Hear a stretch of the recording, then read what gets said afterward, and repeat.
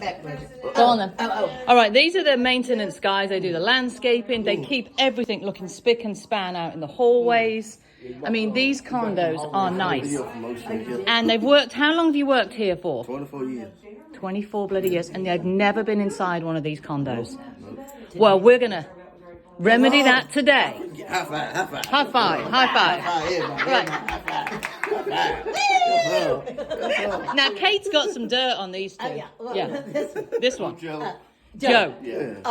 At the old high cotton in the window, he said one day he was walking by the window. I wave every time I go through there. Oh. One day he waved back and rain. He waved back to him. Somebody waved back to him. It was probably Troy doing the Christmas.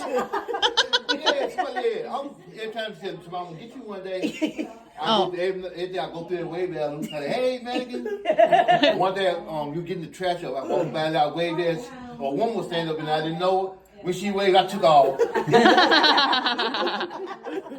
Well, I ain't seen a woman since. Yeah. I think she worked there. I ain't seen. I was going to say, you should the ghost of the shopping centre. All right, go and have a little tour around because they've never seen in one of these condos. So go and have a look. They're spacious. Take your time.